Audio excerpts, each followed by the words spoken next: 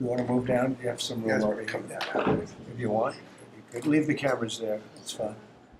But if you want, there's a lot of room over here. See an inch to move out to the end if you way out to the left. To the left. To the left. Are you able to get them all in the room? Are they in? Yes, I'm very. Are you okay? Thank you very much. We've had a tremendous 6 months, and we've had a tremendous 2 weeks, which now is, I guess, 3 weeks. And we have a tremendous group of people here that have done a great, unified, beautiful job.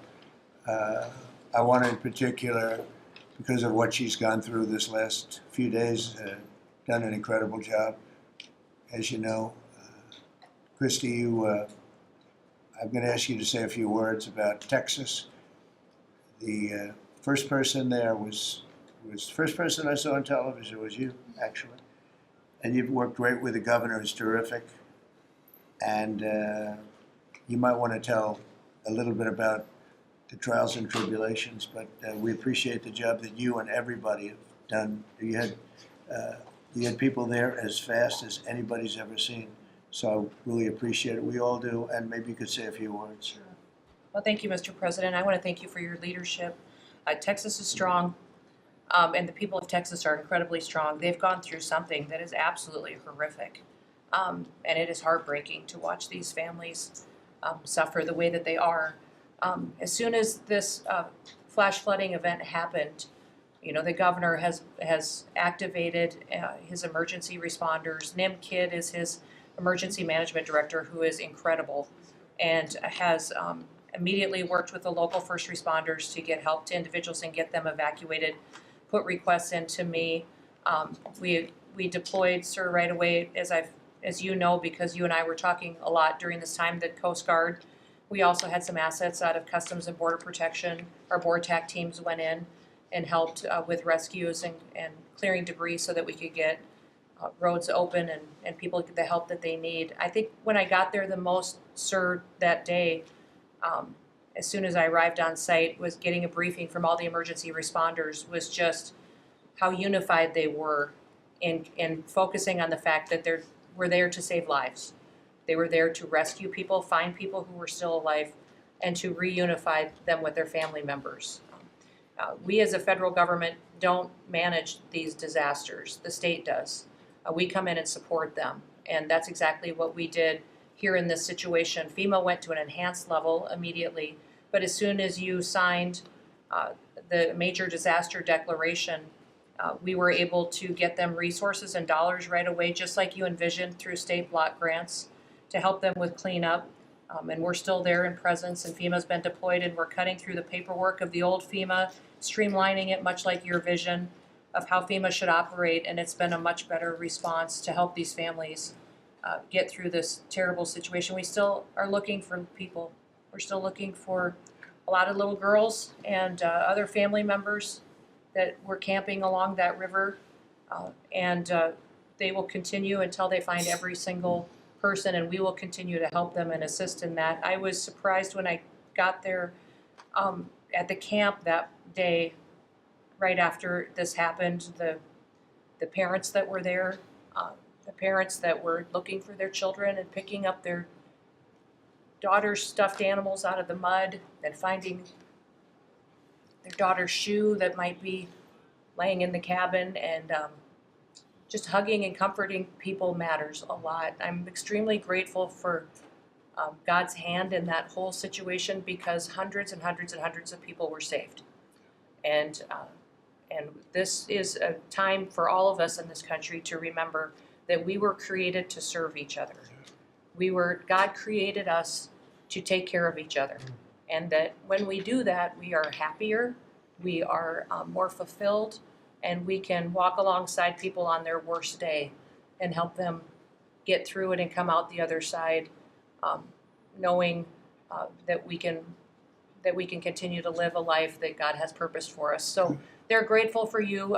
Several times the day after the flooding, you and Melania were on the phone with me, and I want to thank you for that. That meant the world. I was able to tell many of those folks that I had been visiting with you and that you had said, whatever they need, Christy, let's deploy it and get it down there and be helpful. And on Sunday, when the families were waiting at a church to identify their children's bodies, Franklin Graham and I called in and prayed with the families and read some scripture with them, and he was incredible in making himself available to that as well. We'll be back down there in a couple of days and continue to do all we can, but this is an unprecedented event. It really is. There's been tragedies like this around the country, but everyone is unique in different situations, and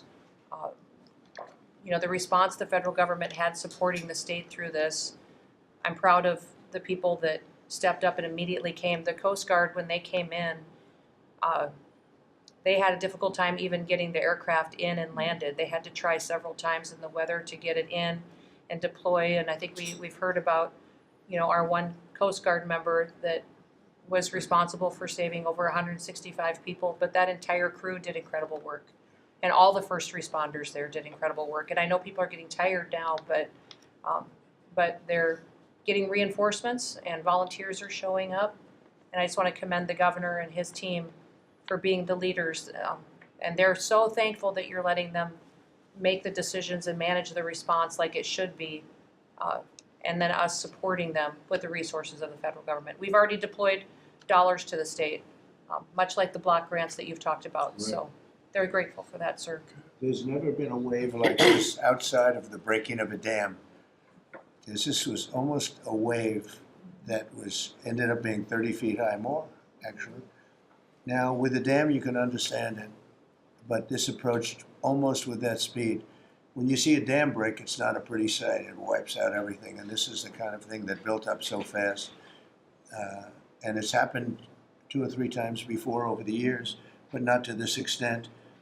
But tell them when you met the father who was picking up the daughter's clothing. And I had walked through the cabin where all the little girls died, and I had kind of fallen apart in there, but I walked out of the cabin, and a gentleman was standing there, and he said, that man over there needs a hug.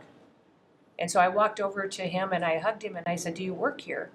And he said, no, my little girl was in that cabin. And he said, and I just found her best friend about an hour and a half ago. She had passed away. And he just fell apart. And so then we just hugged and talked for probably an hour about that. But then there was the grandpa was there looking for his granddaughter as well. There was a dad there of one of the counselors. The counselor was alive, but she was dealing with the fact that she had hung on to some of these girls and was trying to keep them out of the floodwaters and had gotten hit by something and had lost 2 of the girls and wasn't able to hang on to them and was going to live the rest of her life thinking about that moment when she wasn't able to hang on to these girls. But these parents were picking up their kids' belongings out of the mud and throughout the camp and putting them in bags. And then one of the dads said, I knew 50 of these girls here. So I knew that was her dress and my daughter's friend's dress. So he was picking it up and putting it in a bag to return to her parents. And so it was and then the director was there comforting everybody who had lost his father the night before too, and he was still there trying to facilitate all of these parents grieving their children and find them. So the strength of people is incredible. One of the things that I asked there that day was that they all have escorts or counselors when parents come in. So from that point, that when they came into the camp, that they have somebody with them when they're going and looking for their children's belongings or looking for their children. And so very emotional, but also just so tragic. The relationship with Texas and the governor has been obviously very good for years with me, but the relationship with Texas and their first responders and us with our first responders and lots of other people, and we brought in a lot of helicopters from all over, and we had a lot of helicopters. It was actually dangerous, a lot of helicopters up there, but they were real pros, and they were responsible for pulling out a lot of people, and we got them there fast, and Texas had some good ones too, but the response has been incredible, and the fact that we got along so well, I don't know. I don't even think that's a political thing, but we got along so well, and it was so unified. I think a lot of lives have been saved. That could have been as bad as it was, and you could have lost double or triple. This thing was just really horrible. Well, congratulations on a great job, and I appreciate it. I know you're going down. I'll be going down on Friday with First Lady. We'll be taking a trip, and we don't want to get in anyone's way because that's what happens. The president goes, and everyone's around focused on. I don't want anyone to focus on us, but it's possible they could have somebody saved still. There's a lot of areas. It's a big area, and probably unlikely at this point, but there could be. They're thinking there could be the possibility, but what a tragic situation. A good job, and we'll see you on Friday, and we'll finish out the day here. I think you've been reading a lot about. It's a terrible topic when you talk about financial after this, but we have a big country, and we've been doing very well. The tariffs, as you know, are starting to come in at record levels. Tremendous amounts of money are coming in to our country. We never did that before. We're not used to it. We only have tariffs going out. We only adhered to the rules of other nations who charged us tremendous tariffs because we were led by stupid people or people without any business sense. And I'd like to ask Scott, you could maybe talk a little bit about how well we're doing with regard to the money coming in. And the big money will start coming in on August 1st. I think it was made clear today by the letters that were sent out yesterday and today. Go ahead, please. Yes, sir. We will have taken in about $100 billion in tariff income thus far this year, and that's with the tariffs, the major tariffs not having started till the second quarter. So we could expect that could be well over $300 billion by the end of the year. We don't agree with CBO scoring, but for those who do, the CBO scored tariff income over the next 10 years at $2.8 trillion, which we think is probably low. And sir, under your leadership, we're witnessing. And they gave us no credit during this last little, the great, big, beautiful bill. I always use the word great. I add that to it because it really is what it is. It's never been anything like it, actually. And I want to thank all the Republicans that voted for it. And I want to, scold the Democrats because they're voting for tax cuts. They're voting for no tax on tips, no tax on Social Security, no tax on overtime, and many, many other things far more important than that. Great health care.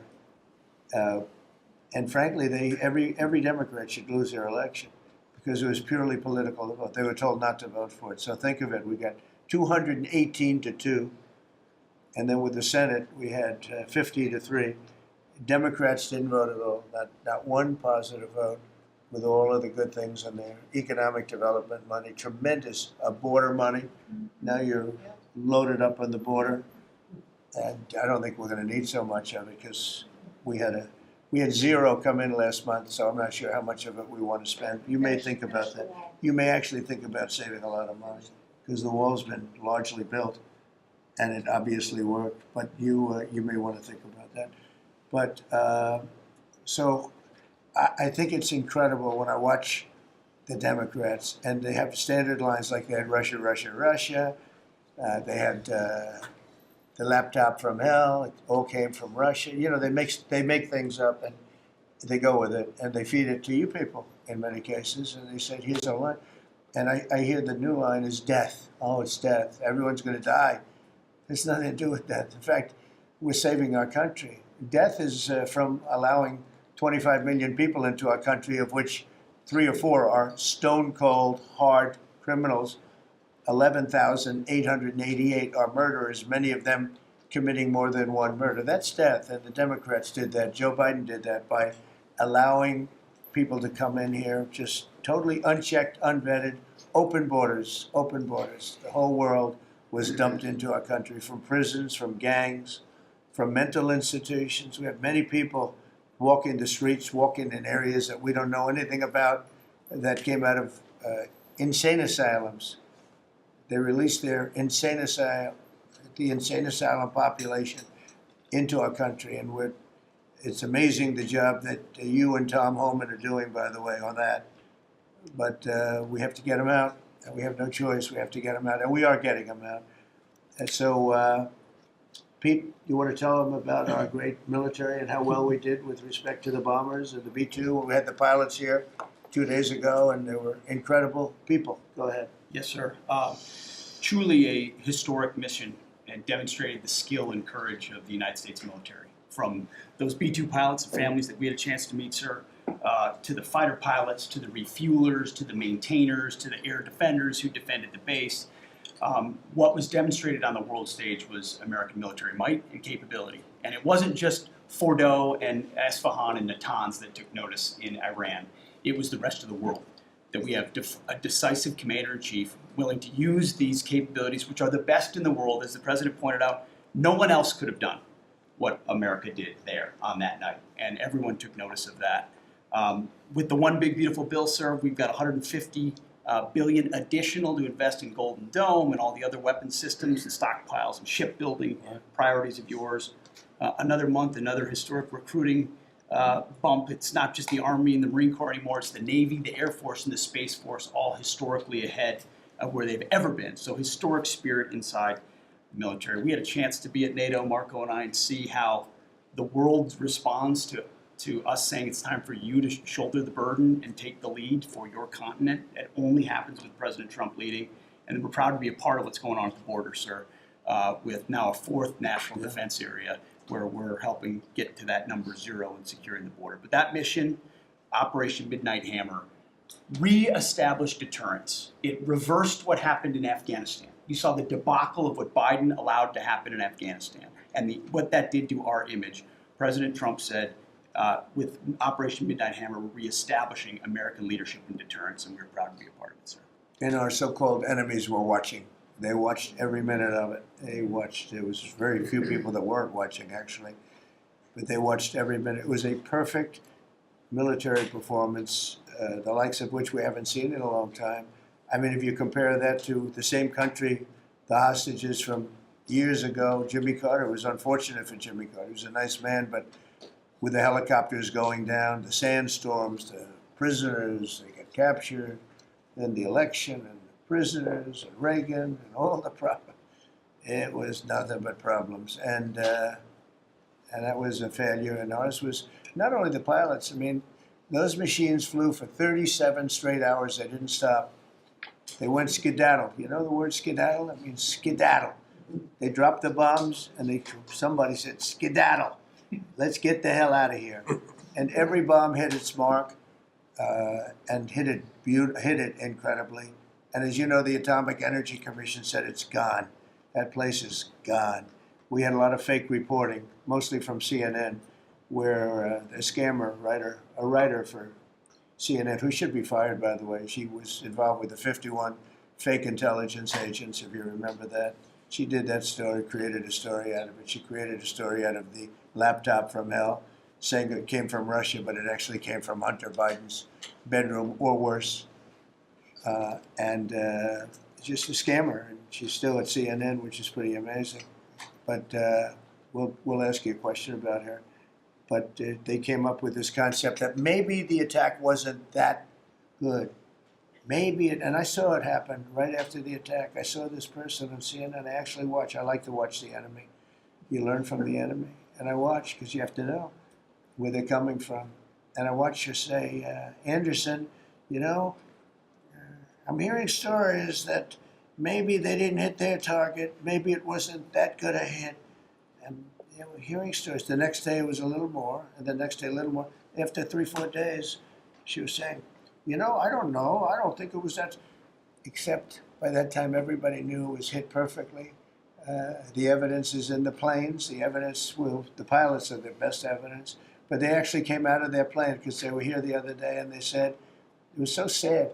We did such a good job. We flew into very dangerous airspace. I'll never forget, we were in the Situation Room, and they said they have entered Iranian airspace, and everyone took a deep breath, because they had more missiles pointed at them, but the equipment is so good, it's stealth, way up in the air, and it was stealth, and they went right through that, and they sort of, by the time they found out they were there, they were already gone.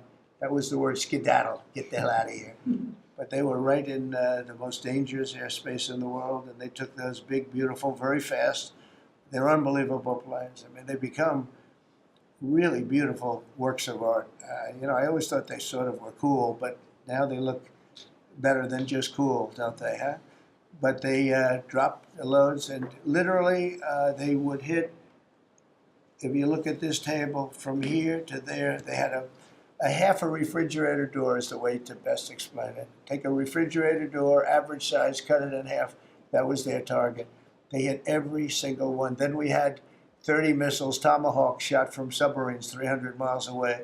Every one of them hit their target. It was a perfect mission. Then they came back, almost 37 hours. Every plane worked perfectly. The mechanics were here too. I said, you got to get the mechanics here. We didn't have any problems.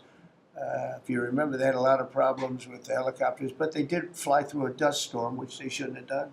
Sometimes you say, let's go back and try it on a nicer day. Dust and sand don't work well with helicopters if you know much about helicopters. But that was a horrible embarrassment to us. Then we had Afghanistan, which I think was the most embarrassing moment in the history of our country. And we would have gotten out. I was the one that got them down. I would have kept Bagram, the big air base, which right now is controlled by China, one among the most powerful runways in the world, thick with concrete and steel. Anything could land, and right now, they were 1 hour away from where China makes its nuclear weapons. I was keeping it. Outside of that, we were leaving, and I would have been out faster than them, but we would have gotten out with strength and dignity. Instead, that was the most botched up mess I've ever seen. They left all that equipment behind, and every year they have a parade running down some third-rate street with the equipment. It's supposed to be Fifth Avenue. It doesn't work. But with all that equipment that they left, they should have taken every ounce of it. I was taking I said every screw, every bolt, every nail you take out of there. And Millie said, I remember one time, sir, we're better off leaving the equipment. Why? Well, it's cheaper. I said, cheaper? You mean it's cheaper to leave a $150 million airplane rather than flying into Pakistan or India or someplace, or just flying it straight home? It's cheap. Yes, sir. That's when I knew he was an idiot. Didn't take long to figure that one out. But they left all that equipment, but they left their dignity behind. It was the most embarrassing moment, in my opinion, in the history of our country. Not that we got out. We should have not been there. But that we got out the way we got out, with great embarrassment and death. You had 13 young people. I've gotten to know their families very well, but you had hundreds of people killed that nobody talks about. Yet the other side, many people were killed. Many people are walking around with no legs, no arms from that whole thing. They left from the wrong airport. They should have left from Bagram, because Bagram was a big base with hundreds of miles of fencing and territory around it. Nobody would be able to get near it. And they left. So, we've done a great job, and I think people are really starting to see it. They're starting to appreciate it. Pete's done fantastically. That mission was a work of art. And I have spoken to some of our perceived, I don't know if they're enemies, but they're perceived as being potential enemies. And they essentially said the same thing. Very impressive. There wasn't a thing that we didn't lose an engine. We didn't lose it. They landed and they were cheered. But the sad thing was they were cheered, and one of the pilots said, we were a little concerned because when we got out, we were told that on television they were reporting that we may have missed our targets. Sir, we hit every target. That's what I do for a living. We hit every target. In fact, when the bombs hit, a yellow haze came over the horizon that I've never seen before. It just lit up the whole horizon, brighter than the sun. It was like looking into the sun. He goes, we hit our target, because you know what that was exploding. And but they were a little downbeat because they listened to that fake CNN reporting and the fake New York Times. They worked together to try and say that it wasn't perfect. They couldn't say they missed. All they could say is, maybe it wasn't perfect. And you ought to fire that reporter immediately. You should fire her. Real fake. And so I just want to congratulate those pilots. And, a lot of people don't like bringing things like that up. I do. I always like confronting, because otherwise the public doesn't know that you're a bunch of crooked people. But they know, they've learned. and the media has to straighten out their act. You know, the media is down to 17% approval. You got to do a little better than that. It's important for the country that you do better. I think they ought to make a lot of changes. I think changes are going to be made to the media, but it's hard to have a really successful country if you have a corrupt media, and we really have a corrupt media. And nobody really knows why. I mean, why would you want to have open borders and criminals pouring into our country? Why would you want to have men playing in women's sports, transgender for everyone? You know, you'll have to figure that out. But some of you don't. I mean, I'm looking at some people, they love the country, but I look at other people and they can't. But we were really proud of our military. It was, and the people that maybe don't like us or want to play games with us, because I think that had you not had the situation in Afghanistan, I don't think Putin would have gone in. I think when Putin looked at how stupid and incompetent that operation was, he said, wow, this might be a chance. And we're dealing with him now too. We're not happy with Putin. I'm not happy with Putin. I can tell you that much right now, because he's killing a lot of people. And a lot of them are his soldiers and their soldiers, mostly. And it's now up to 7,000 a week. And I'm not happy with Putin. Okay, any questions? Yes. Yes, sir. You just said that you're not happy with Vladimir Putin. Is there anything that you plan to do to act on that feeling of I unhappiness? wouldn't be telling you. Don't we want to have a little surprise? You know, one of the things we did with the attack is that, and you asked that question, I didn't mean to be rude, but I'm rude because I'm looking at some of these crooked people up here. So I'm rude, but your question was asked very nicely. But one of the things we did is we went over every fact. We wanted to get every fact straight. We wanted to have the distance straight, the number of pilots straight. Everything had to be correct, because this was a very important mission. If we failed on this mission, it was beyond the war that, you know, obviously we had with Iran and Israel. A lot of hatred, a lot of years and years of hatred, centuries of hatred. People have never seen anything like it. So we wanted to be correct with all our facts. So, you know, what I was doing is just asking, it would be great if the media would be correct with their facts. That's all we ask for. So, go ahead. So finish it up. Oh, yes. Just returning back to Russia, if there's anything that you would signal about your displeasure with them. Well, look, I'm very unhappy with them. There's no reason for this. It's turned out to be tougher, but it's only tougher.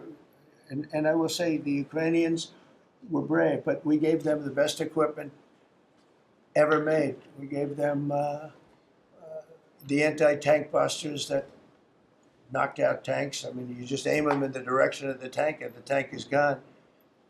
We gave them missiles, the latest and the greatest. They were able to shoot down a lot of things that would have normally wiped out. You know, probably would have been a very quick war. It would have been a war that lasted 3-4 days. But they had the benefit of unbelievable equipment. And Europe gave them too. We gave them far more because Biden shouldn't have done that. He should have equalized. We should have given him the same, or we should have given actually less than Europe. It affects Europe much more than us. But we're in there for over $300 billion. Europe's in there for over $100 billion. But still, Europe gave a lot. And I will say this, the Ukrainians, whether you think it's unfair that we gave all that money or not, they were very brave because somebody had to operate that stuff. And a lot of people I know wouldn't be operating it. They wouldn't have the courage to do it. So they fought very bravely. But we gave them the best equipment in the world. We make the best military equipment by far. There's nobody close. You look at other equipment from other countries, it's not even close. That's why everybody wants to buy our equipment. And that's why we're going to step up these contractors now that make it. And they're brilliant, but they make it too slowly. And we have to step them up, Pete, and let them make it at a much higher rate. Unfortunately, we have to do that. But if you look at our Patriots, if you look at our Tomahawks, if you look at our, what we do with tanks is, you wouldn't want to be driving a tank. You would feel nice and secure, but they are javelins, they're called. And I gave them the javelins. Remember they said Trump gave the javelins and Obama gave them sheets, right? They called Obama at that time. Barack Hussein Obama, if you haven't heard, did a terrible job. But that was a war that that was a war that should have never happened, and a lot of people are dying, and it should end. And I don't know, we get a lot of bullshit thrown at us by Putin. For you want to know the truth, he's very nice all the time, but it turns out to be meaningless. Do you want to say anything? Lindsey Graham has a sanctions bill on Russia. Do you want him to? I'm looking at it. Yeah, no, I'm looking. The Senate is passing, and passed a very very tough sanctions bill. Yeah, I'm looking at And it. you'd sign that? It's an optional bill. It's totally at my option. They pass it totally at my option, and to terminate totally at my option. And I'm looking at it very strongly.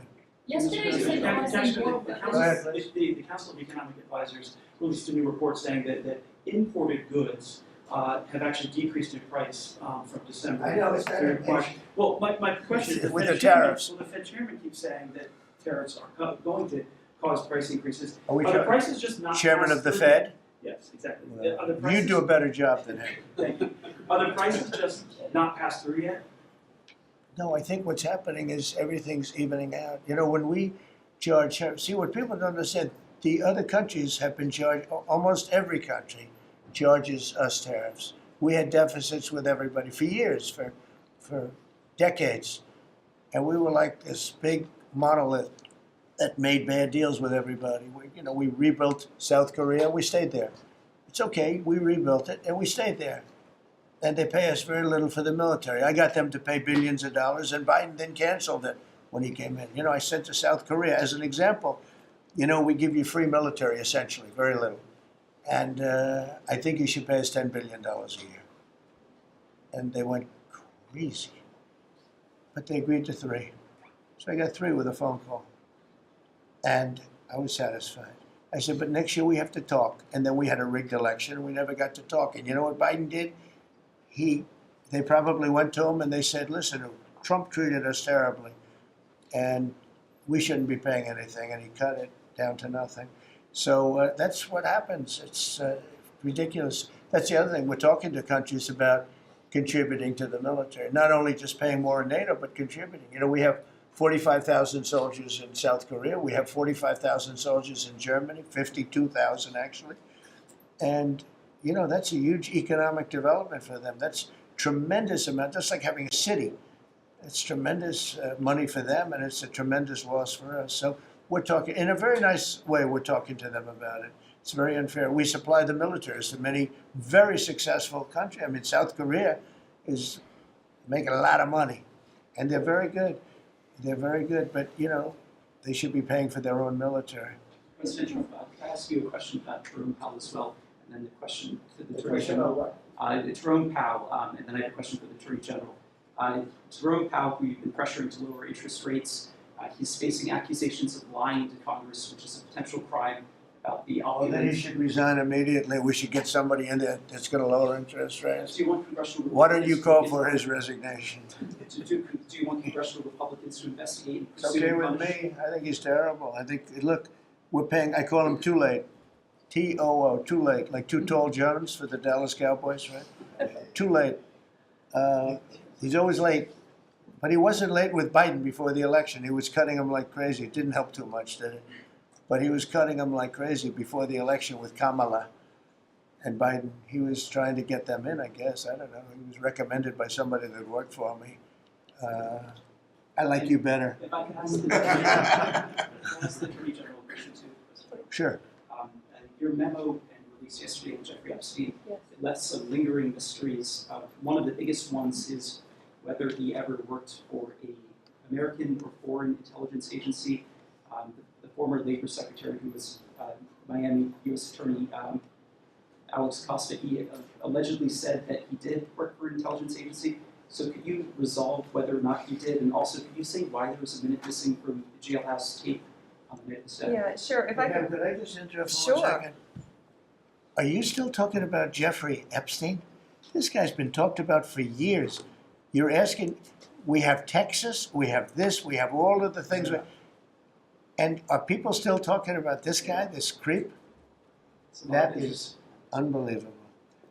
Do you want to waste the time, and do you feel like answering? I don't mind answering. I mean, I can't believe you're asking a question on Epstein at a time like this where we're having some of the greatest success and also tragedy with what happened in Texas. It just seems like a desecration, but you go ahead.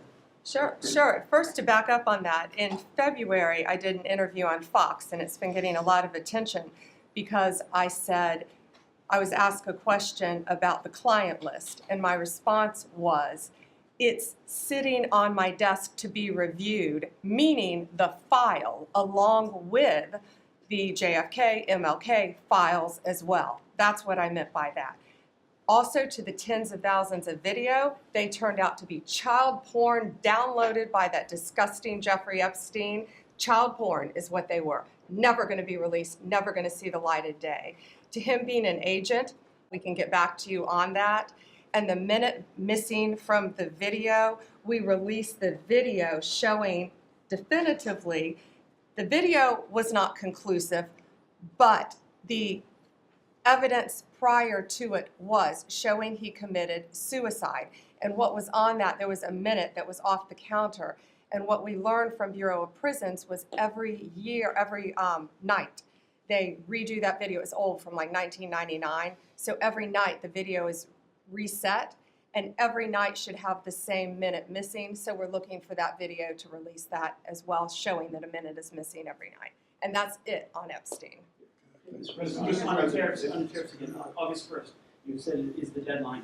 What incentives do countries have to negotiate? It seems that deadline keeps moving. It was April 2nd, now it's... We didn't move, no. It's always been August 1st, that's what we're paying. A statement was being put out today, and I put it out just to make it clear. It wasn't a change, it was August 1st.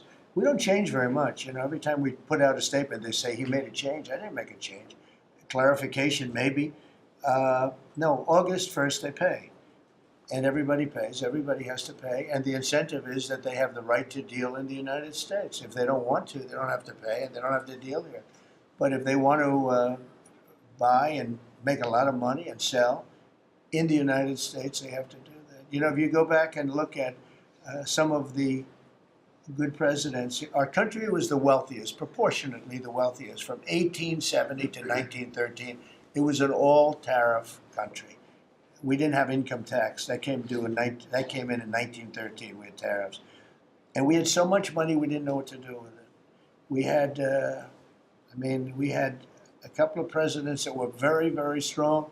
McKinley, I guess more than anybody, but he was the tariff king, but he was very, very strong. It's sort of sad. He made a fortune for this country, became very rich, and then Teddy Roosevelt went out and vice president, and he spent the money. And they said Roosevelt was a great president. And let's say he was a great president, but the money was paid by McKinley with tariffs. Tariffs are charged by other countries at levels that are ridiculous. And you know, I call those other countries to say, and every one of them is willing to give us everything now, by the way, just so you know. Sir, we'll charge you no tariffs, nothing. We'll give you everything. We'll give you access to our markets. We'll give you everything. Is that a correct statement, Scott? Yes, sir. Howard, would you say that's a correct statement? Exactly correct. It's like they just don't, because they're very spoiled, because for years they ripped us off and we didn't have a president that understood it, or Secretary of Treasury or Secretary of a lot of different secretaries are involved, but certainly Commerce Secretary was, you know, not doing their job. I don't know about Kelly, she's small business. We'll keep it that way, okay? Her small business is bigger than almost all big businesses when you add it all up. But no, they are very respectful of our country. But the incentive is that they have the right to do business with us. Without that, they don't have the right to do business. And that would be okay, too. And when the flurry of deals, Yeah, go ahead. in the next 24 hours, will we hear a flurry of deals? Yeah, we have a lot of them going out. But the deals are mostly my deal to them. We're picking a number that's low. We don't want to hurt them, and fair. We're picking a number that's lower than, in most cases, lower than what they charged us. But it's amazing when you've paid all this money for years and they get one president that's a little bit different and a little tougher on this subject, and they're willing to drop everything they've been charging us for years and years. I mean, we have countries going, we will have you don't have to pay any tariff to come in and do business. They're giving us total access to their countries. They gave us no access to the country. They say, well, you cannot go into our country. Okay, good. Now We will give you total access and you don't have to pay any tariffs. But please don't charge us tariffs. And we don't like that deal. So the letters I send out are, we have made some deals. We can make a lot more deals. It's just too time consuming. It just makes it more complicated. And we can do things over the years too. You know, we're not hard line. But it's about time the United States of America started collecting money from countries that were ripping us off and laughing behind our back at how stupid we were. Okay? Thank you. Mr. President, Yellow, in the yellow. On the tariff issue, so you've talked about India coming, but then a couple days ago, you issued a new tariff threat to members of the BRICS countries for, Yeah, if they aligned with anti-American policies. 10% charge. That would be India, Brazil. That's right, they have to pay 10% if they're in BRICS. Because BRICS was set up to hurt us. BRICS was set up to degenerate our dollar and take our dollar as the standard, take it off as the standard. And that's okay if they want to play that game, but I can play that game too. So anybody that's in BRICS is getting a 10% charge. Is that immediate, sir, or is Yeah, that pretty soon. if they engage in some behavior? Well, if they're a member of BRICS, they're going to have to pay 10% tariff just for that one thing. And they won't be a member long. I thought BRICS was, you know, I said this about a year ago, and it largely broke up.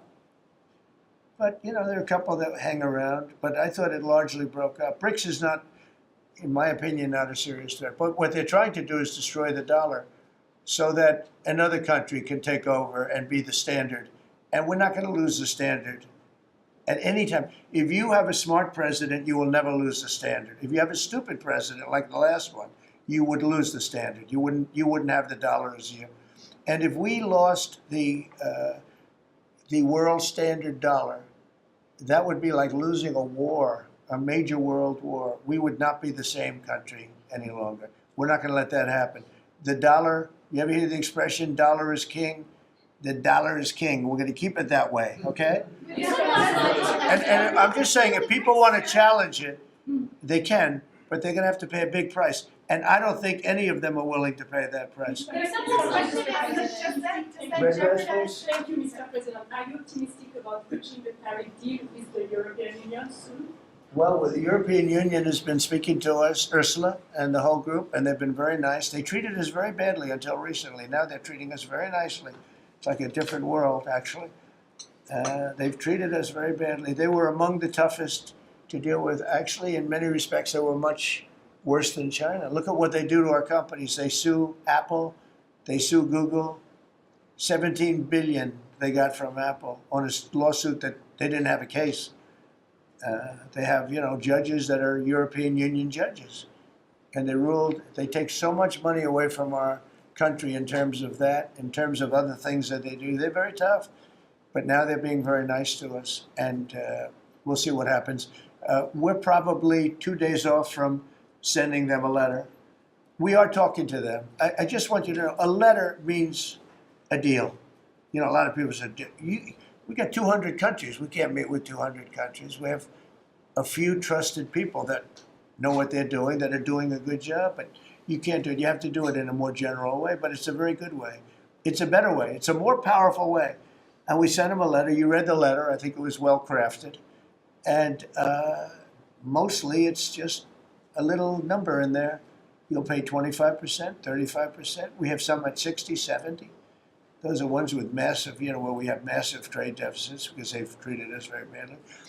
But I would say in every case, I'm treating them better than they treated us over the years. Don't you agree with that? I could have done much. I could have been much harsher. I don't want to do that. We want to have relationships, but in every case, they treated us far worse than I'm treating them. I'm treating them very good. I could go higher with the tariffs, but I don't want to hurt them. That's why when you just read it, you come up with the number. It's so incredible that prices are actually going down. Just so you know, when I got in, everyone said, "Oh, eggs are going through the roof." That was the first. I was in for about 4 days, and they started screaming at me about eggs. I said, "That's Biden's problem." I didn't know about eggs, but eggs went up about 5 times. You did a fantastic job, and we ended up shortly getting. In fact, for Easter, they said, "Go out and buy plastic eggs. You can't use real eggs." Well, we bought 200,000 eggs for the White House for the Easter egg hunt, that we have at the White House, and there were eggs. We had the price down, and now the price is lower than it was before. We did a good job with eggs, but we did a good job with groceries. Our prices are down in this country. A big part of it's oil. The oil, you had a couple of places last week, you had $1.99 for oil, for gasoline. Nobody thought they'd see that. I want to get it lower if I can, but we've done a good job. You've done a very good job. Do you want to say a couple of words about that, you and Chris, about what's happening with energy? Well, absolutely, but I would say on the pricing side, President Trump, the fact that you've endorsed and supported a policy of energy dominance, that sends a signal to the market that we're going to have more supply.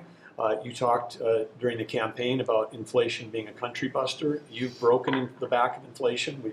In 6 months, among all the other things you've accomplished. We have no inflation. And we've got, and then heading into the 4th of July, these were the lowest gas prices at the pump in 4 years. And again, for Americans, this is like hundreds of billions of dollars that stay in their pockets because we lower the price of gas at the pump. But when we lower the price of energy, it lowers the price of food. It lowers the price of the clothes you wear. It's the biggest thing. It's the biggest thing. It's like a big tax cut. When you get energy down, every 50 cents is like a massive tax cut, and we've gotten it down much below that. You know, we had great energy, great low prices, everything else. When the election turned over, I'm trying to be nice about it. It turned over, shockingly, but nevertheless it happened. Energy started going up, and it went up really bad, and then he went back to the Trump policy. The problem was they didn't know how to do that, and he lost it. He lost that sucker. That big sucker was out of control, and his energy prices went way up, and that's what caused it. But it was also stupid spending. They spent money like, they used to use the term drunken sailors, but I won't use that term. Although it is very descriptive, I won't use that term. I refuse to use it. But they spent money at levels that nobody had ever seen before, and trillions and trillions of dollars wasted on the Green New Scam. Greatest scam in the history of our country, other than maybe Russia, that might have been. But the Green New Scam was the single greatest scam in the history of our country, and continues to be, but it's weakened badly. It's hobbling along because people are they're finally getting it. But they spent trillions of dollars on the Green New Scam, getting nothing for it. Devised by a couple of young people that weren't even good college students, you know? Not even good students. Check out their marks. Can you clarify something else, Mr. President, on No, what you said last not night? for CNN. You said you The would last- send Not more for money. CNN. Go ahead. The last You jobs said report, in the last jobs report, Ukraine. Mr. President, in the last jobs report, the manufacturing jobs actually lost 7,000 jobs. When will the investments that you've been talking about have an effect? Well, on they're the- building the plants now. About 7 have started. We're going to have hundreds started within a short period of time. Lee Zeldin, who may be the most important man in this room, I'm sorry, but he's the one that gets the permits. Where is Lee? He's the one that has to get the permits for the plants and the factories, and permits that used to take 5 years, he's getting in record-setting times. AI, we're leading China a lot in AI, and if we go with this, you know, I'm allowing the plants to build their own electric. I'm allowing them to become an electric utility, so they can produce their own electricity, because we need double to be successful with AI, which is the biggest thing now. We need double the electricity that we have, which is hard to believe. We need even more than that. And they're building plants with their own electricity substations. They don't have to use the grid. And anything they build extra, they're putting into the grid. So we're supplying the grid with brand new electric sources. And you know, it's funny, when they came to see me, they never even asked for that. I told them about it. The reason they didn't, they thought that was an impossibility. You're not allowed to build your own electric. These are massive investments that are being made in building electricity for their plants. And they're going to have, I think, Doug, a lot of electricity left over. And that electricity is going to be passed into the grid and give us no more, you know, like you look at California. They have blackouts and brownouts every week. They're totally out of control. They have a really incompetent governor. Where's Chris? Is he here? Do you want to speak to the subject? Yeah, I think a huge thing in the One Big Beautiful Bill, Mr. President, because of your leadership, is the ending of these subsidies, as you call them, the Green New Scam. That saves our country $500 billion over the next 10 years. But American taxpayers were paying twice. They were paying that money, $500 billion in the subsidies, and they were paying more expensive electricity price. If you subsidize something, you should at least lower the cost of it. But in this case, we were subsidizing something and paying more for it. So the one big beautiful bill had two huge things: ending wasteful spending. Wind, solar, and batteries combined are 3% of U.S. total primary energy. 3% for $1 trillion, another $500 billion coming. It's just not a good investment, hurting our businesses, hurting our consumers. And the one big beautiful bill also unshackled oil, gas, and coal development in the United States, onshore and offshore.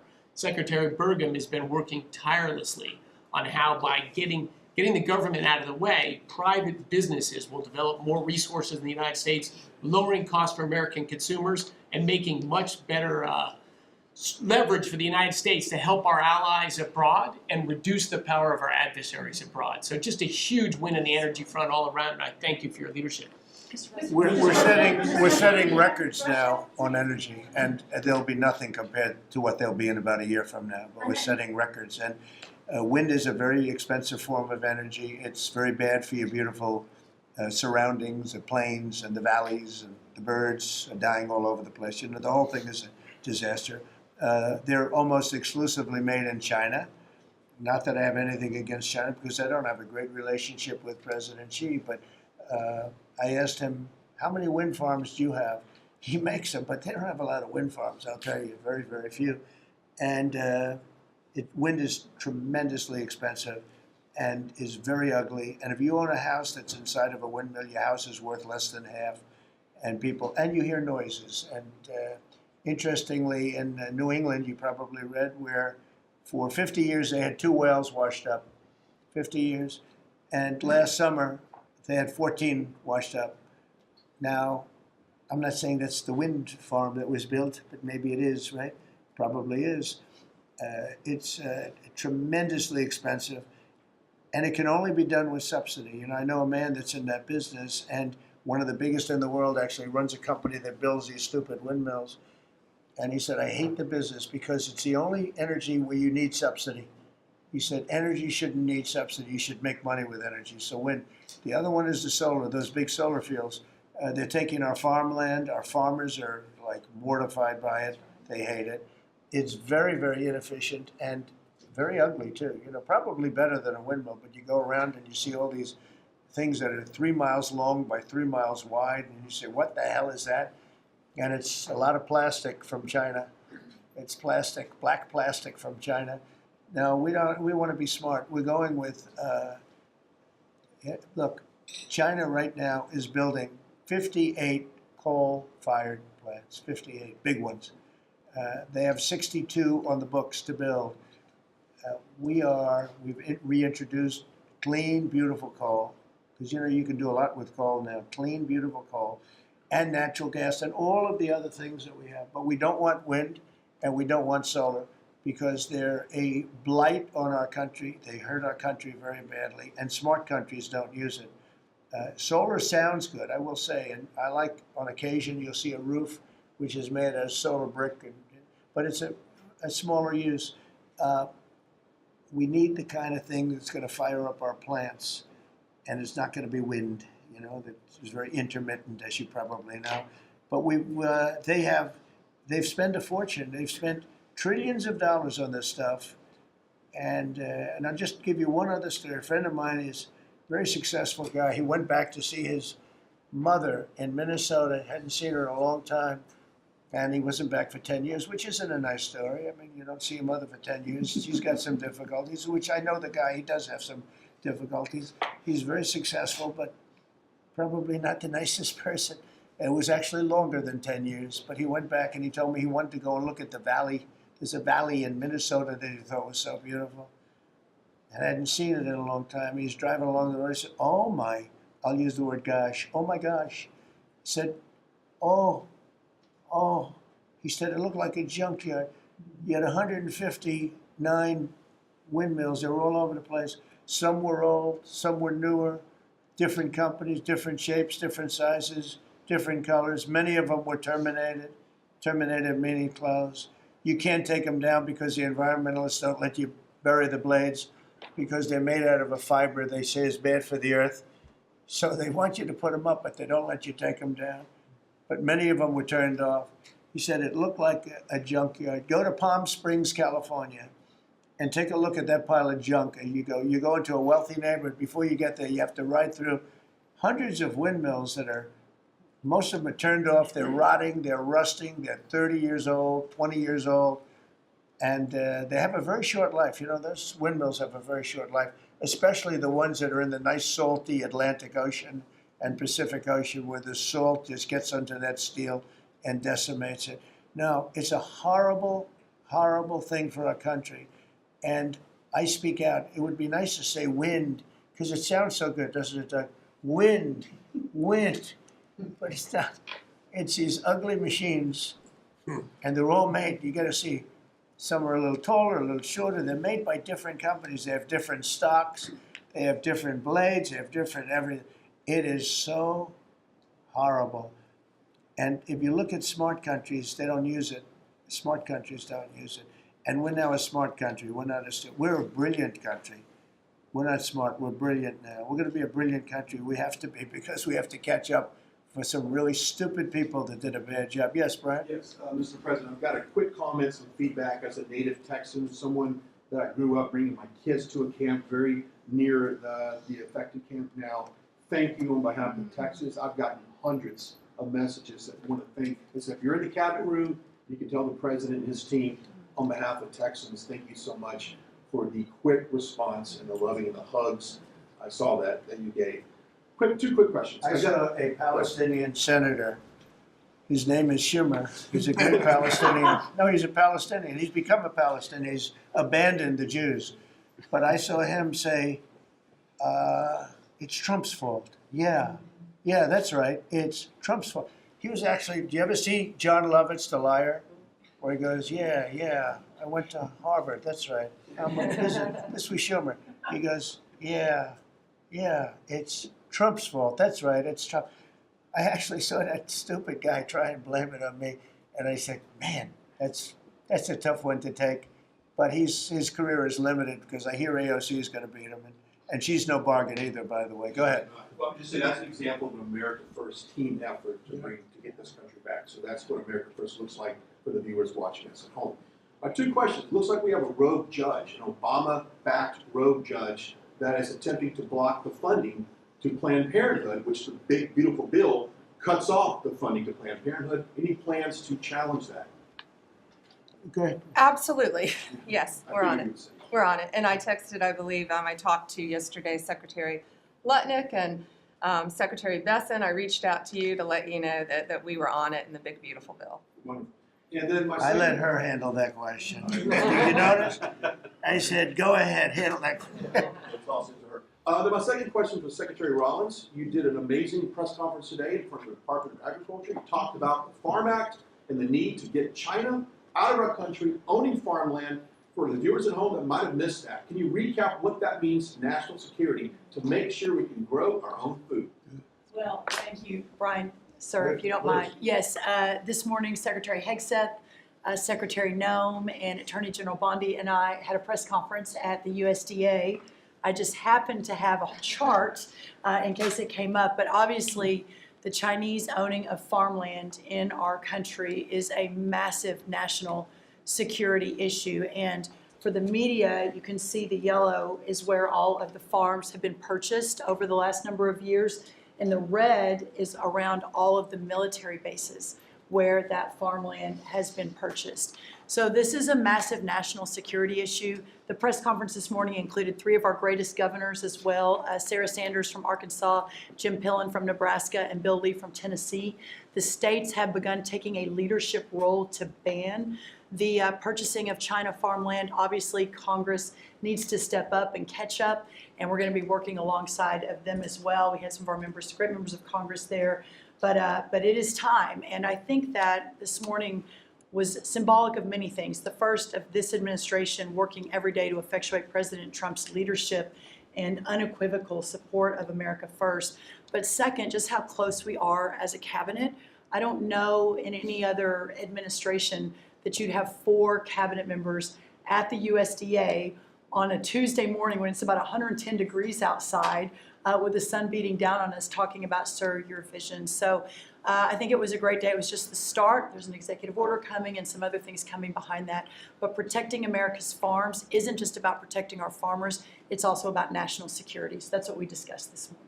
I do want to say that I think we have had a really good relationship with China lately, and we're getting along with them very well. They've been very fair on our trade deal, honestly, and I hope we're going to have a great relationship. It's a big, strong, powerful country. We're more powerful than they are. We have much better military equipment than they do, but we are getting along with them very well. I'm getting along with President Xi very well. We speak often. And with all of that being said, and I understand what you're saying, but I think we're getting along with China very well. Mr. President, you want to send more weapons to Ukraine, as you said last night. Last week, the Pentagon paused some shipments of weapons to Ukraine. Did you approve of that pause? We want to put defensive weapons because Putin is not treating human beings right. He's killing too many people. So we're sending some defensive weapons to Ukraine, and I've approved that. So who ordered a pause last week? I don't know. Why don't you tell me? I think that's a question. Go ahead. Mr. Yeah. President, on immigration, the Secretary of Agriculture did say this morning that undocumented workers would not be covered by any amnesty from working on farms. You had said maybe that the ISA folks won't go after those folks on farms. So which is No, it? there's no amnesty. What we're doing is we're getting rid of criminals, but we are doing a work program. Do you want to explain that, please? Yeah, this morning we talked about, of course, this was a top of mind question. This morning we talked about protecting the farmers and the farmland, but obviously this president's vision of no amnesty, mass deportation continues, but in a strategic way, and then ensuring that our farmers have the labor that they need. Secretary Chavez-DeRimmer has been a leader on this. Obviously, this comes out of the Labor Department, but moving toward automation, ensuring that our farmers have that workforce, and moving toward an American workforce. So all of the We've above. got to give the farmers the people they need, but we're not talking amnesty. Laura, do you want to say something about that? Thank you, Mr. President. On this, thank you, Secretary Rollins, how important this is never to displace the American worker. What the Department of Labor is doing is focusing on what the law entails now, being more modernized, more streamlining, to work through the H programs. We're going to have a concierge approach to that, where we have developed a new office to answer the need of our farmers and ranchers and producers, and not to displace the American worker and follow within the law now, and that does not include an amnesty program at all. And we've seen that working, and we'll continue to have that roll out. On the other topics that we've somewhat talked about, the jobs numbers, Mr. President, 4 months in a row we've seen those jobs numbers increase. That's an exciting time for our manufacturers. That was asked earlier. We know it's going to take some time, but through that deregulation process that Lee and I are working on as well, the Department of Labor has rolled out 63 new deregulations that we're going to be moving through. In the first Trump administration, it was successful with over 30. We've just rolled out 63 new ones in order to double down on those manufacturing companies to let them know that we have signaled through this process that we will assist them in getting the workforce that they need. It's an exciting time. That one big beautiful bill, that was the signal to my former colleagues in Congress to get this done. It's been an important time. I spent time on the ground visiting 7 states in 9 days prior to that bill being passed, because it was the most pro-worker piece of legislation that we will ever see really in this country right now. No tax on tips, no tax on overtime, no tax on Social Security. That matters to the American worker, because we don't want to take their money and give it back. We want them to keep more of their hard-earned dollars in their pockets currently, and that's what they're excited about. And as I move forward with these tariff talks, I heard a company, orthopedic company in Indiana, say to me, for the first time since you have taken office, Mr. President, their increase in their bottom line by 8% since these tariff talks have happened. Not one company has said the president is not doing a good job. These tariff talks are working. They're feeling it on the ground. The media has told a false story, because what's happening on the ground is positive, and that's what we're seeing in these jobs numbers. So I really, through the Department of Labor, to come in behind all the secretaries and build this workforce is going to be key to the American worker. So thank you for what everybody did this last week the One Big Beautiful Bill is a doubling down of this, and we're going to see these workers start to grow. And that apprenticeship program is going to be working. That's We'll right. have that It's gonna million be- apprentices across the country. We, as you know, we're building plants all over the country now, which you weren't building any plants 4 years ago. You weren't building anything. But those plants, when they open up, it's going to be, you'll see numbers like you haven't seen ever. I don't think in history you'll never see numbers like what we're going to see in the very near future. Many of them are building the plants. Some are just starting right now. You know, it's a brand new administration. But, and they wouldn't be here except for two things. November 5th, the election, and the tariffs. And frankly, I guess the election was more important because of the tariffs. I mean, another person wouldn't have done this. But they're coming in because of the tariffs. They have to, they're not going to pay 25, 30, 40, 50%, 70, and 100%. And we'll be announcing something very soon on pharmaceuticals. We're going to give people about a year and a half to come in, and after that they're going to be tariffed if they have to bring the pharmaceuticals into the country, the drugs and other things into the country. They're going to be tariffed at a very, very high rate, like 200%. We'll give them a certain period of time to get their act together. But they were all here. Now they all left. They went to other places because we allowed, people that sat in this room allowed it to happen. And I don't allow it to happen. The people in this room don't allow it to happen. So we're going to be announcing pharmaceuticals, chips, and various couple of other things, you know, big ones. We did steel, as you know, they're 50%. We did aluminum, 50%. Lumber just came out. Mention that's copper. And we did cars. And now, today we're doing copper. What would that tariff be on? The section tariff? I believe the tariff on copper, we're going to make it 50%. 50%. Any breakthroughs in See, I'm glad he Gaza? didn't question it because Any I sort of thought, what would that be? That was a quick one. I didn't have much time, but he agreed with me. That's why he's Howard. Any breakthroughs on Gaza with the Prime Minister, and there's reports that you're meeting with Netanyahu again tonight? Is that Yeah, I correct? am. He's going to come over again tonight. We're talking about Gaza, or mostly Gaza right now. It's he's been very unfairly treated. I think what they've done to him in Israel is very unfair, having to do with this trial. You know, he's a wartime prime minister, had an unbelievable outcome, and I think he's been treated very unfairly. But he's coming over later. We're going to be talking about, I would say, almost exclusively Gaza. We got to get that solved. Gaza is a tragic. It's a tragedy. It's a tragedy. And he wants to get it solved, and I want to get it solved, and I think the other side wants to get it solved. Steve, could you talk on that, please? We're in proximity talks now, and we had 4 issues, and now we're down to 1 after 2 days of proximity talks. So we are hopeful that by the end of this week, we will have an agreement that will bring us into a 60-day ceasefire. 10 live hostages will be released. 9 deceased will be released. We're meeting at the president's direction with all the hostage families to let them know. And we think that this will lead to a lasting peace in Gaza. And you're doing a good job. It's a tough one. It's a tough one. A lot of hate, you know, it's called long-term hate. But we think we're going to have it solved pretty soon, hopefully with a real solution, a solution that's going to be holding up. And can I follow up? This is, I think, the first cabinet meeting since Elon Musk has now been a special government employee, not here anymore. He's now saying he's going to create a third political party. Are you worried about the impact that could have? No, I think it'll help us. It'll probably help. Third parties have always been good for me. I don't know about Republicans, but for me. Are you second guessing any of the cuts that DOJ made since you No, described it as off Look, the rails the we other day? we cut hundreds of billions of dollars with DOJ. We could have done it differently. I would have done it differently a little bit maybe, but it was something that we saved a lot of money. You can always second guess. I guess some of the people in this room maybe would have done it slightly differently, and some would have done it exactly the way it was done. But it was dramatic and it was important, and we found a lot of things like billions of dollars given to people for environmental protection, where they had $100 in the account, like in Atlanta, Stacy. And then you had another one with 20 billion here, 20 billion here, and 2 billion here, and 15 billion. And Lee, you might want to mention just a couple of those things. We really got because of DOJ. At the Trump EPA, the One Big Beautiful Bill was filled with many big beautiful wins for the taxpayer. It delivered a sledgehammer to the Green New scam. Billions of dollars rescinded.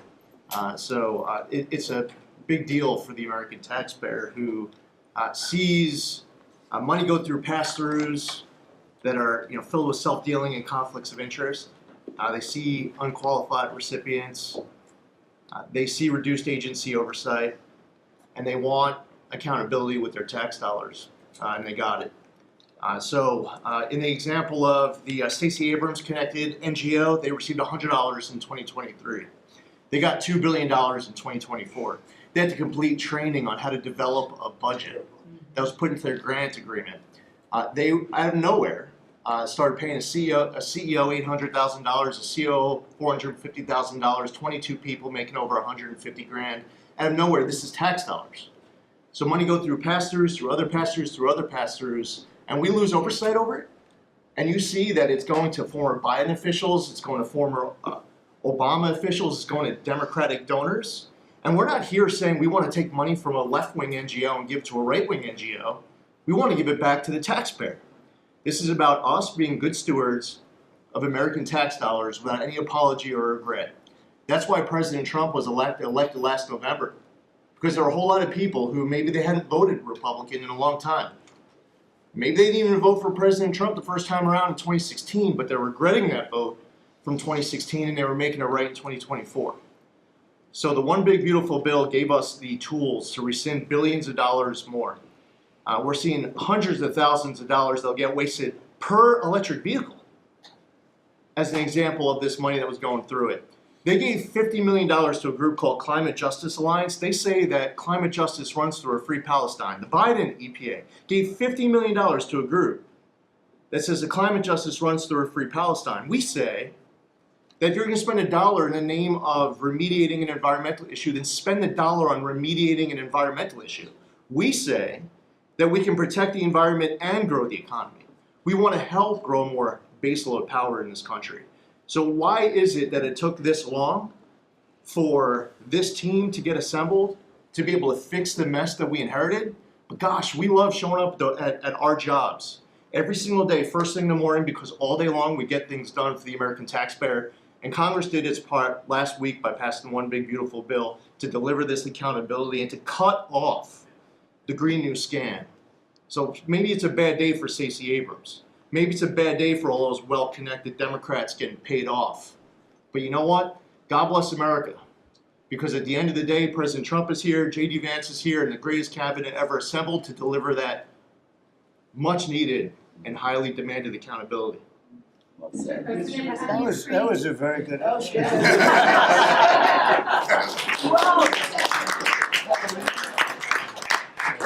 And that's from the heart. That's from the heart. The Ukrainians have asked the International Court to go after Russia for using toxic chemicals in the fight. Germany and Germany and the Netherlands have had intelligence saying that. What does U.S. intelligence believe, and what do you believe about the use of chemical weapons? And would you agree that that's a case for court? Well, I'd ask John maybe to discuss it if you'd like, John. Well, Mr. President, obviously chemical weapons, if it's documented and its use, it's illegal. It's against all international laws of armed conflict and treaties. And obviously I can't share in this room with this audience the intelligence that I can share with you privately, but obviously you're not going to stand or allow for any violations of international law by anyone. That's right. Thank you. Could I ask Sean to Department of Transportation, Sean Duffy, former great congressman, very popular, decided to go out and make a couple of bucks. He made a lot. Then he got bored with that, though. He likes serving people better, the people. And could I ask you to just discuss a very important subject to me, and that's the modernization of our equipment at airports so that planes aren't crashing into each other and bad things don't happen. It should have been done many years ago. We were going to do it, and then the election precluded that, unfortunately. But we're doing it now. Could you tell them where we are? Yeah, if I could start with Newark. You guys all covered what happened in Newark. We had outages for a couple of 30-second outages a couple months ago. We have, in 2 months, Mr. President, its historic speed laid new fiber lines for communication and tested those in the next month. So those new lines for the Philly Tracon that controls the Newark airspace, they're up and running. Lightning fast speed.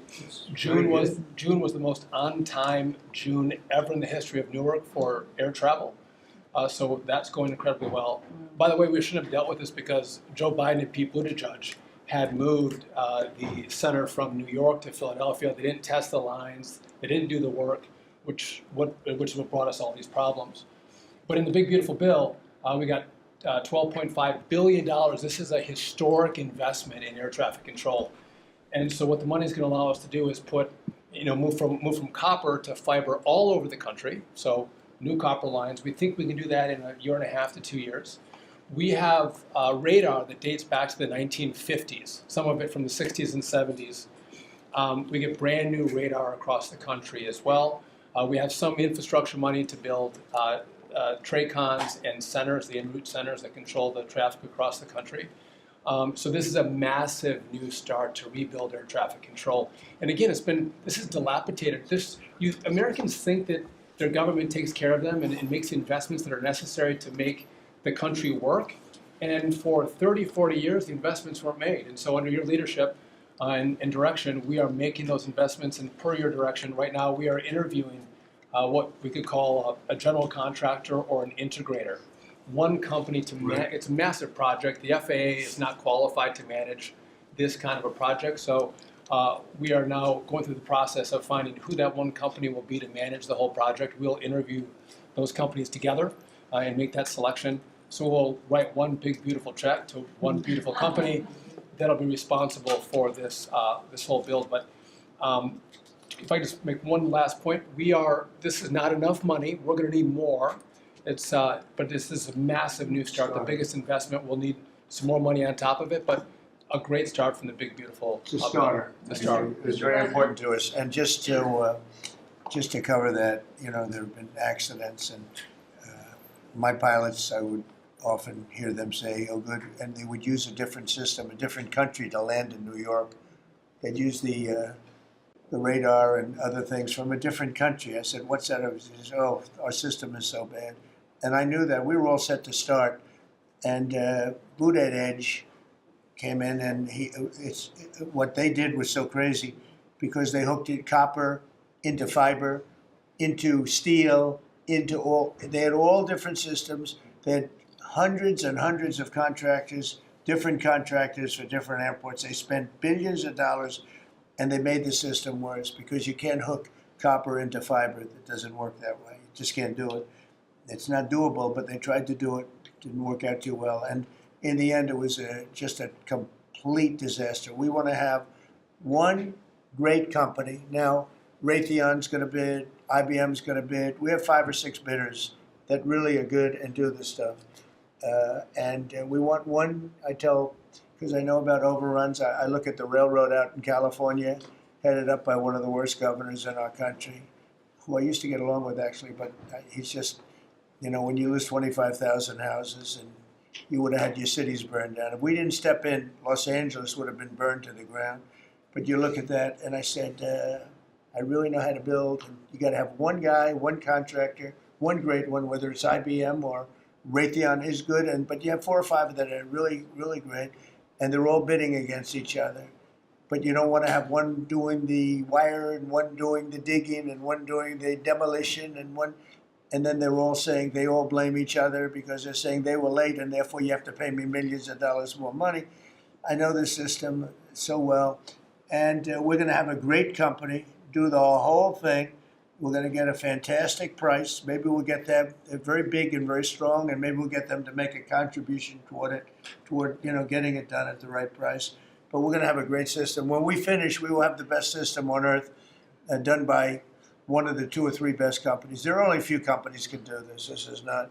But if you would have seen what this other group did, they were going crazy. They had, I heard 3,000 contractors. And then when it all came together, guess what? It didn't work. It's a disaster.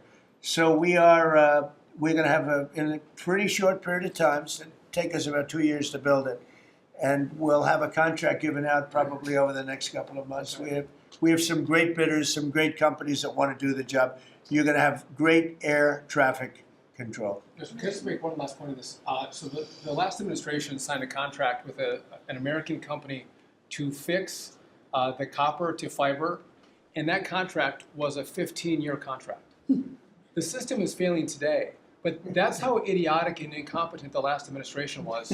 And under your leadership, we're saying, listen, we don't have time. We don't have 15 years. We don't have 5 years. We have to do it right now. And so the president always talks about on time and on budget. We have embraced that. We are going to be on time and on budget. And by the way, you mentioned a train out in California. Stay tuned for probably give us 5 days and you'll have an answer on what's going to happen with the $4 billion that we potentially have invested on a train that's going to go nowhere. It's going to be $120 billion that'll never connect San Francisco to LA. Again, the last administration wasted so much money on projects that never work. If you're going to have high-speed rail, you're going to invest billions, we should actually have high-speed rail in America, not boondoggles that fund political friends and allies and family They have members. from San Francisco, inside of San Francisco to inside of Los Angeles. Should have never been built because airplanes do it better. And you could drive it. You could drive it. No problem with driving it. The roads aren't even crowded. So they were going to do this. Somebody's idea. Somebody got paid off a lot of money and they started it. It was going to cost a very small amount of money. And it ended up costing literally hundreds of times what the original. And now what they did is they said, well, going into the city is too big a deal. So we'll leave it 25 miles short of the city. So now they're leaving it. They're not going to finish it, really. It's not the same project. So now they're leaving it outside of San Francisco and outside, short of each. They just want to get it done. And I've never seen cost overruns. You know, if you have a cost overrun of 10%, you should be ashamed of yourself. 20%, you should not do any more jobs. This is a cost overrun of 2,000%, something like that. It's unlimited, and it's not finished. And maybe it will never get finished. And I told Sean, look at it from every standpoint, but we don't want to, you know, we have federal money going into that, and it's like throwing it out the window. So whatever you can do to stop it. $15 billion and not one track has been laid. $15 billion and we're 16 years into the project, not one track. Mr. President, Mr. President, on New York, you're the most prominent Republican in the country from the city. What do you want to anywhere else? I I don't want to be a wise guy. Perhaps I can. Maybe Marco. How do you want Republican voters in the city to vote in the upcoming mayoral election? Should they vote for Eric Adams? Should they vote for Sliwa? Should they pick someone else? Look, number one, you have a communist running, and you shouldn't vote for him. He's a disaster. He's leading. He's got the Democrat nomination because that shows you where the Democrats have gone. He actually wants to take over the grocery stores of John Catsimatidis, who's a great guy, a rich guy, grocer, does a good job, wants to take over. He actually called me the other day. He's concerned his stores are going to be taken from him, and they won't be run like John runs them. Believe me, he runs a good operation. But he actually said he wants to run his own grocery stores.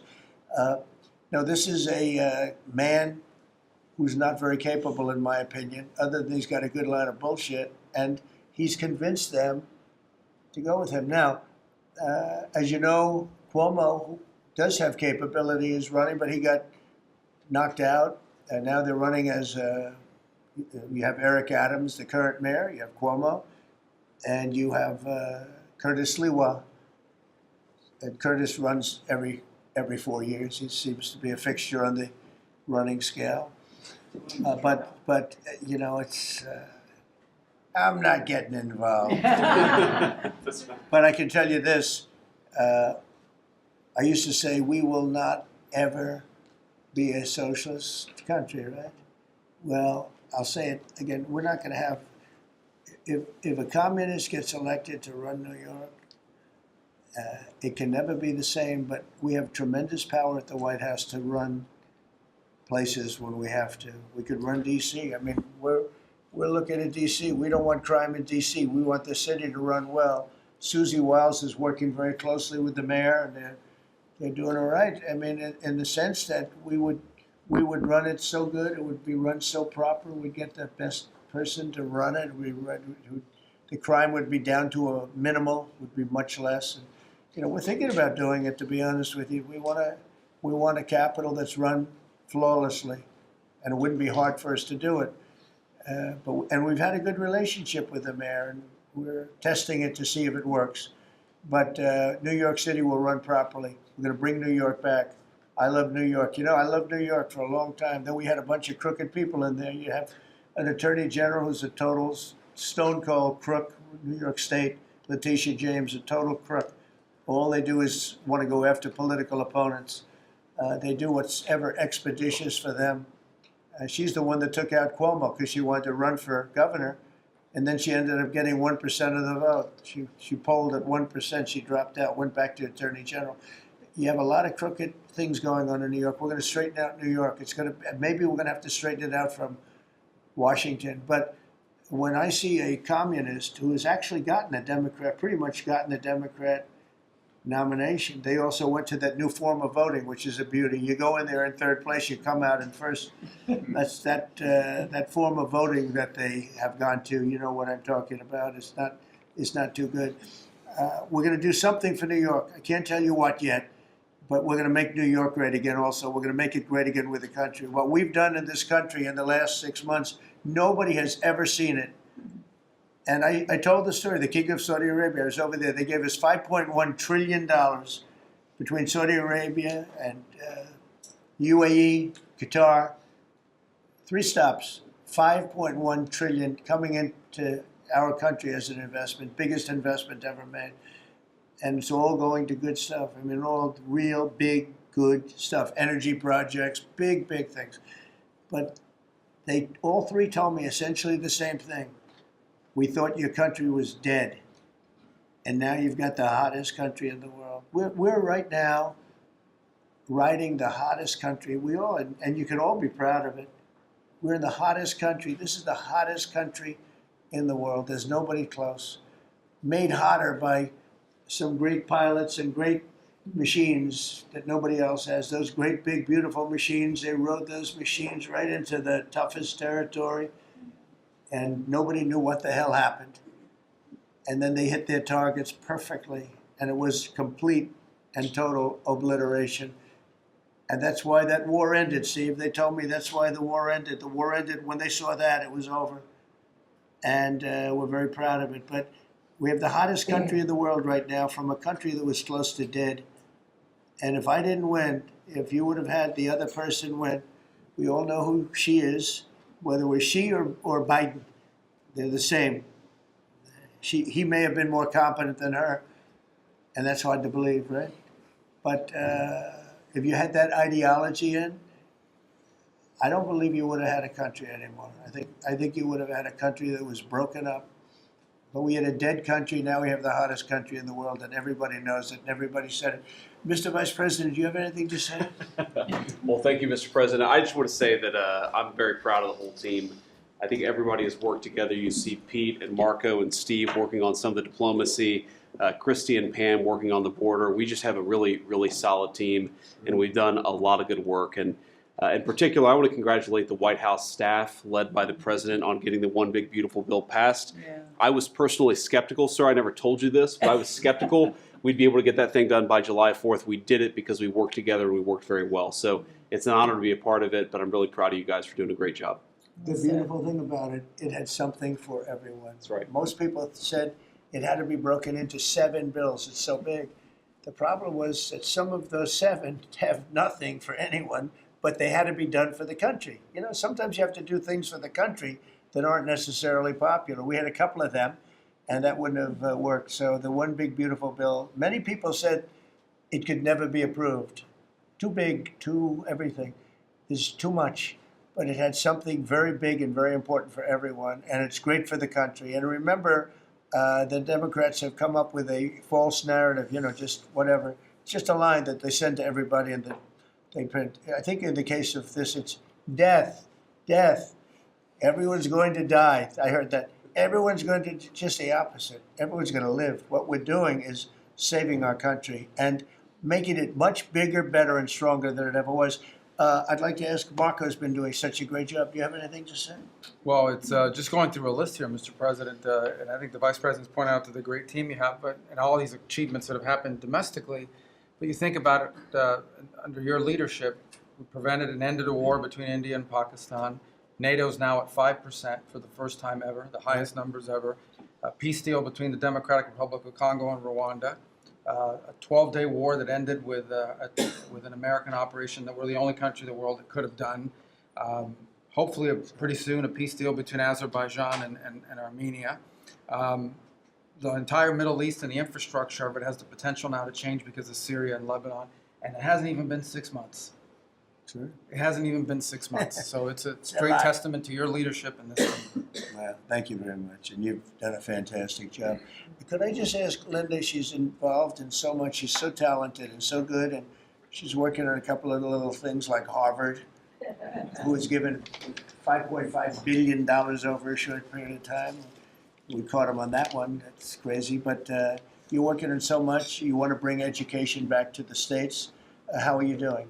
Well, absolutely, and thank you for the opportunity. I think on the big, beautiful bill, what we saw, with school choice, that's finally on a national basis at the state level, but there are opportunities now for scholarships more and more often for kids who are in family schools. It's going to be a big turnaround. I think one of the biggest accomplishments we had over the past week was the University of Pennsylvania with the Title IX ruling that Leah Thomas was stripped of her title, Riley Gaines and Paula Scanlon and other women who have stood, so strong against men and women's sports. And when you put out the executive order, that just solidified and gave them the opportunity. So those are a couple of really, really big wins, and thank you for that opportunity. And how are you doing with Columbia and Harvard? We're negotiating hard. I think we're getting close to having that happen. It's not wrapped up as fast as I wanted to, but we're getting there. Great. And you've done a fantastic job. Thank you very much. You've been a good team. Yep, you have a great team. Around this table, a lot of people help with that. That's right. Thank you very much. Maybe just in closing, we spent a lot of time, effort, very little money on this room. This is called the Cabinet Room. It's been here for a long time. And it had some pictures that were not many of them and not very good ones. And I actually spent time in the vaults. The vaults are where we have a lot of great pictures and artwork. And I picked it all myself. I'm very proud of it. That's Andrew Jackson, great Andrew Jackson. That's a gentleman named, and we call him President Polk. He was sort of a real estate guy. He was, people don't realize he was he was a one-termer, but he was a very good president. But, and I'm not sure I should be doing this, he actually gave us the state of California. He was the one. He was the one that so I'm not sure, maybe he won't be there for long. But if you notice, the frame is the exact same size almost as the other one is Andrew Jackson. So that was a part of the reason too, I have to be honest. But Polk was actually a very good president who's got the same frame that I needed, okay? And up here you have the original George Washington right behind the light. And then you have Dwight Eisenhower, who was a very underrated president. He built the interstate system, and he was the toughest president, I guess, until we came along. But I don't mind giving up that crown, because I don't want to be too tough on it, but we want to be humane. But he was the toughest president on immigration. He was very strong at the borders, very, very strong. And sometimes you can be too strong. He was strong at the borders, and during a certain period of time, they were so strong that almost every farmer in California went bankrupt. And we have to remember that. We have to work together. We have to remember that. But he was a very good president and a very good general and a very good president. And I thought he deserved a position somewhere on this floor. And then you have, this is very exciting to me, he was not a Republican, to put it mildly, but he was, he was a four-termer. He was Franklin Delano Roosevelt. And if you notice, there were a lot of ramps outside. We have ramp, people say it's an unusual place for a ramp. It was because of him. He was wheelchair-bound, but he was an amazing man. It's an amazing portrait, and we used to have him in the room, a different portrait, and it was a terrible portrait. It was almost like it was done by a child. And I used to say, you know, I can't believe that he would have approved of that portrait of himself. And I was in the vaults and looking at things. I said, what's that? And we have some great curators here. We have 6 curators at the White House. They have 2 for paintings, they have them for furniture, they have them for different things. I guess cost is no object. Okay, cost is, maybe I'd have 1, but that's all right. But we have 6, and they're very talented, though. And he said, that's a picture of FDR. I said, really? Let me see it. They took off the wrappings, very well preserved. And they said, that's the picture they've been looking for years. That was the picture of Franklin Delano Roosevelt. And I said, oh, wow. And likewise, that frame-wise, it just doesn't work. It doesn't work if you have, I want to be nice, but it doesn't work if you have a big frame, a little frame, but it's like perfection. I'm a perfectionist. The mirror was down in the vaults also. I said, where is this from? And it's a very old, very storied mirror, beautiful. We put that up. And then over there is Honest Abe Lincoln. And that picture was in his bedroom. And we thought that this would be a very important place because this is where wars are ended. I'm not going to say wars are declared. I'm going to say wars are ended, okay? We'll be positive. And that's the picture of Abe Lincoln from his bedroom, sat in the bedroom for many, many years. That was his favorite picture of himself. And the Lincoln bedroom's very famous. You remember when Bill Clinton had it and he rented it out to people. Okay? We don't do that. But it's an incredible room. And we took that picture from his bedroom. That's Abe Lincoln. And then over here you have John Adams, and it's they were the first occupants of the White House, 1800.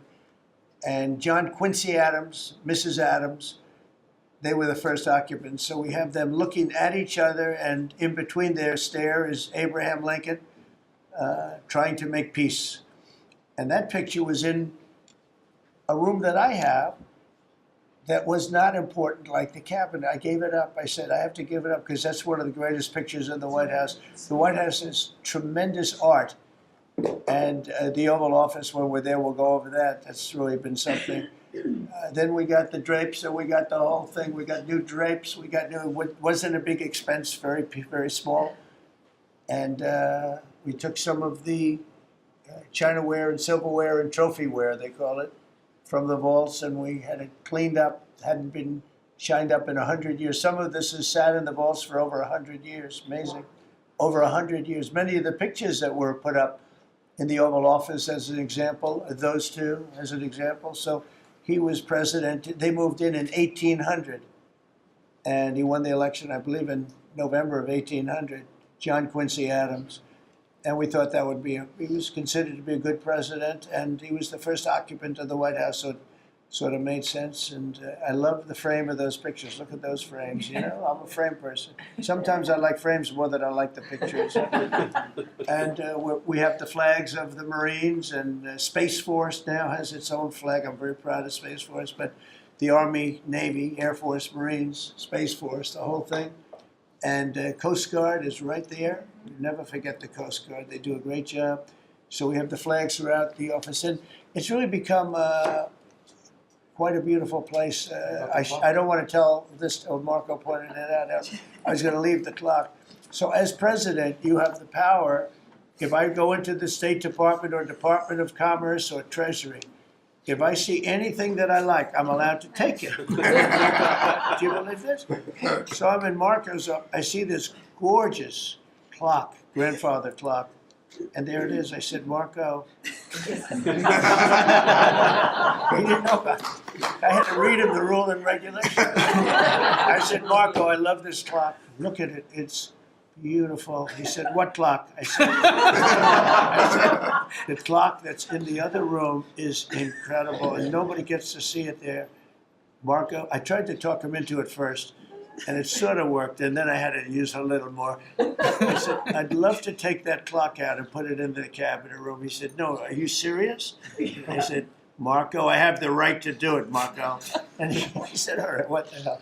So that's his contribution to the cabinet room. But it's, by the way, it's an incredible clock. And, you know, it's an important room. So you may see it again. Maybe we'll move it back sometime. Anyway, so that's pretty much it. But it really is great. Here we put out, you know, these lamps have been very important, actually. Whether people love them or not, but if you see pictures like Pearl Harbor and Tora Tora Tora, you see movies about the White House where wars are being discussed. Oftentimes they'll show those lamps or something like those lamps, something that looks like them, probably not the reals, because I don't think they were allowed to. This is a very important room. This is a sacred room. And I don't think they made movies from here. You never know what they do. But they were missing medallions. See the medallions on top? They had a chain going into the ceiling. And I said, you can't do that. You have to have a medallion. They said, what's a medallion? I said, I'll show you. And we got some beautiful medallions. And you see them. They were put up there. It makes the lamps look better. So we did these changes. And, you know, when you think of it, the cost was almost nothing. We also painted the room a nice color, beige color. And it's been really something. The only question is, will I gold leaf the corners? You could maybe tell me my cabinet could take a vote. You see the top line moldings, and the only question is, do you gold leaf it? Because you can't paint it. If you paint it, it won't look good because they've never found a paint that looks like gold. You see that in the Oval Office. They've tried for years and years. Somebody could become very wealthy, but they've never found a paint that looks like gold. So painting it is easy, but it won't look right. And the question is whether or not we should gold leaf it. Linda, do you have an opinion? I gold leaf it. You like it the way? No, I gold leaf it. You'd gold leaf it? Yeah. Who would gold leaf it? Could I raise you? How about, would you gold leaf it? I was gonna ask about McKinley, one of your favorite presidents. Well, McKinley was a great president who never got credit. In fact, they changed the name of Mount McKinley, and I changed it back because he should have been, the people of Ohio he was the governor of Ohio. The people of Ohio were very happy when I did that, I heard. They were very insulted. They took the name of Mount McKinley off. That was done by Obama a little while ago, and I had to change it back. I changed it back. He actually was a great president. He was a president, he was the tariff, the most, I guess, since me. I think I'm going to outdo him, but he was a tariff president. He believed that other countries should pay for the privilege of coming into our country and taking our jobs and taking our treasure. That's the way he explained it. They took our jobs and they took our treasure, and for that they should pay.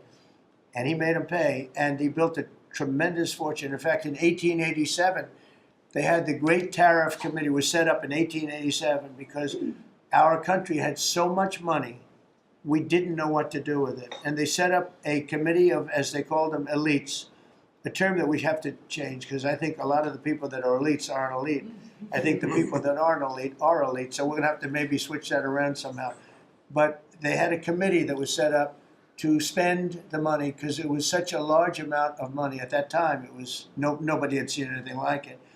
And it all came in from tariffs. And people didn't pay tax. There was no income tax system. I told you that came back in 1913. That came back and lived well for a while. And then you had the Great Depression. And then later they tried to bring back tariffs, but the whole thing was, this was after the Depression. It was one of the great misconceptions, is people like to say, oh, but it was during the, but no, the country had a Great Depression, and then after the Depression, long after it started, they brought back tariffs to see if they could save it, but it took them really 25 years. When you say about 25 years to get out of the Great Depression, a lot of people don't understand that. But I thought it would be interesting for you to get a little view of this room. This is a very important room, very powerful room, great room. And we've done similar, but even beyond this, in the Oval Office. We brought back pictures of some of the great presidents. Many of them were in the vaults for over 100 years. Originals all, beautiful, beautiful things. And rather than sitting in a vault downstairs for 128 years, I thought we should display that, and we did that, I think, in a really good way. We've gotten very high marks. But it's interesting. People walk into that room and they look around the room. They don't even want to talk to me. They could look at it for hours. It's funny when people come into the Oval Office. It's such an incredible. It's a sacred place. When people come into the Oval from the biggest people in the world, presidents, prime ministers, kings, queens, one case at least, queens, and the biggest business people in the world, they walk into that office and they always say, there's no place like this in the whole world in terms of the power. I mean, it's beautiful and all, but there are other beautiful offices. You have businessmen that have offices that are, full floors of office buildings, floor-to-ceiling glass, and they walk in there and they say, there's no place like this anywhere in the world. There's no place. And, it's what it represents maybe more than the physicality of the room itself. So it's an honor to have you all, media. It's an honor to have you. I just want to say we have a fantastic cabinet. Every one of them is a star in my book. And if they're not, I'll let you know about it. I'll throw them to the wolves. I'll throw them to the wolves in 2 seconds because our country comes first, right? But I just want to thank you all for being here. It's been a lot of fun. Thank you very much, everybody. Thank you. Thank you, press, everybody. Thank you, press. Thank you, press. Thank you, press. Thank you, press. I'll tell you some other time. Thank you. Thank you, press. Yeah, I will. Thank you, press. Are we talking about next week or next?